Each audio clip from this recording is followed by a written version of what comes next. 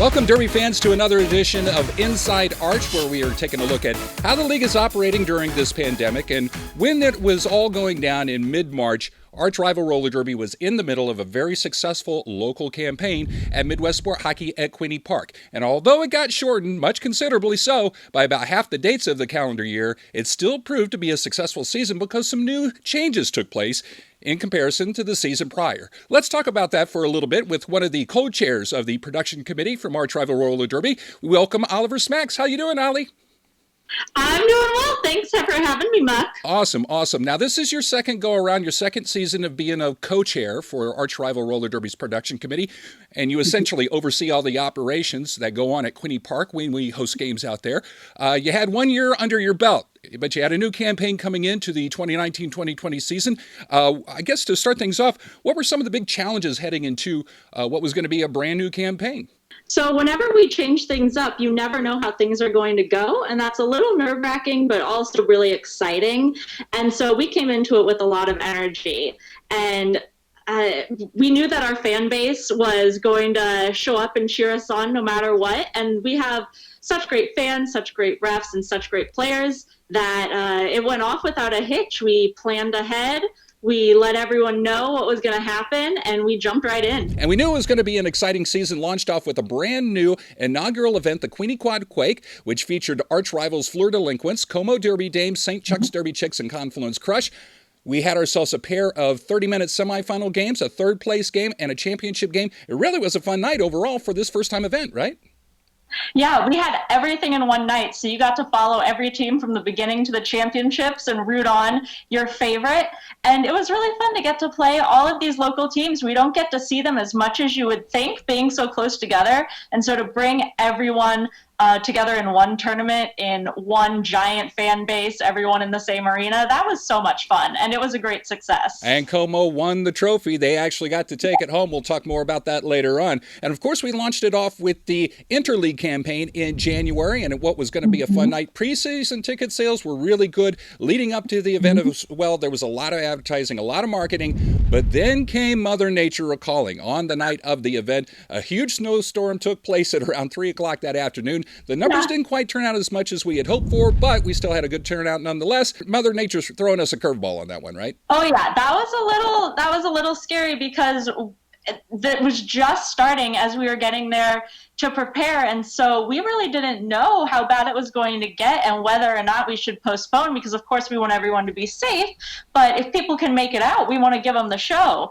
And so we did have a lot of people there. I was really impressed and excited that we still got to play for everyone, and so we made it through, and luckily no injuries on the track or on the road. Of course, as a bit of a heartbreaker as that one was, things really turned around with the early event in February. And this was another first-time event where it was the inaugural Jams and Slams co-event being promoted by both Arch Rival Roller Derby and Dynamo Pro Wrestling. So here was the new concept of having a roller derby matchup followed by professional wrestling. It seems like two things that seemed like that they would go great together, Ollie, and then, of course, it turned out with one of the biggest crowds we had in the season.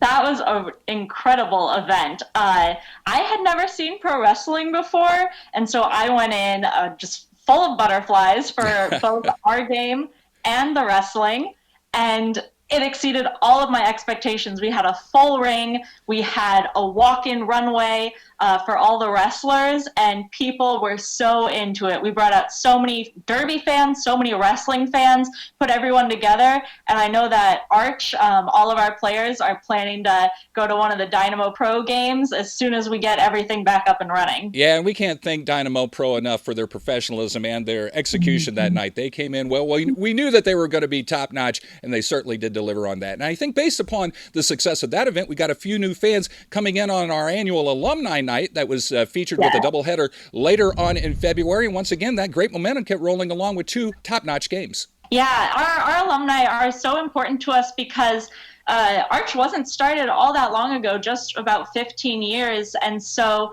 all of the original players, most of them still even live in St. Louis. And to be able to bring them back and really say thank you and show them what they've built, what they started, is really meaningful for us, and I hope meaningful for them too. And of course, they're the most energetic, enthusiastic fans down in the party corner, and so it's fun for us as current players to see them come out and cheer. Absolutely. And of course, as things were rolling along and reaching at a sky-high peak, well, then all of a sudden the pandemic forced the cancellation of the remainder of the events. I guess, it turned out to be a little bit of a bummer for us on that one.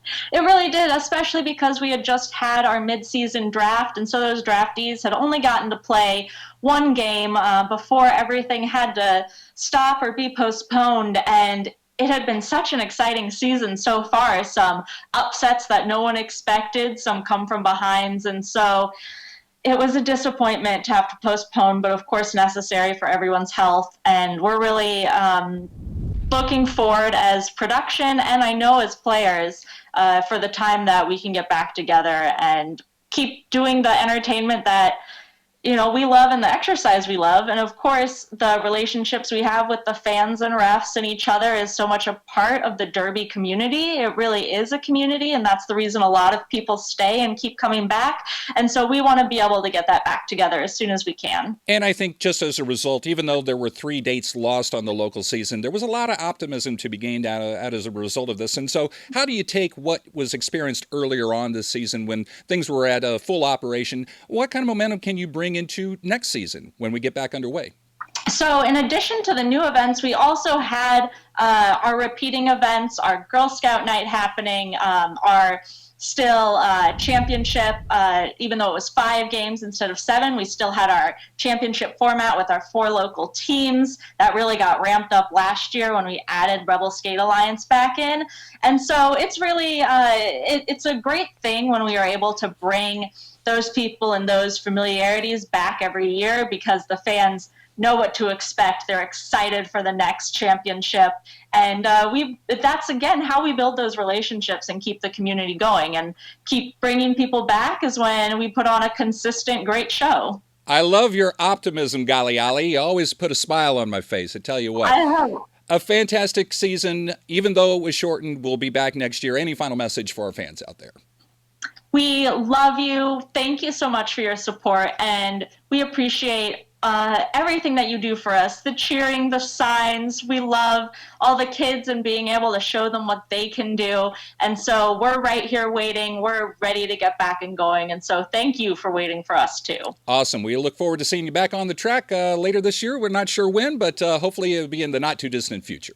Absolutely. All right, Oliver Smacks, thank you so much for joining us on Inside Arch. And if you want to find out more about Arch Rival Roller Derby, you can visit one of these numerous social media platforms. We will keep you up to date for all the latest information on league activities. Coming up next time on Inside Arch, well, it only seems apropos that we make the transition from local campaigns to national touring campaigns. We're talking about the charter teams for the Arch Rival All-Stars.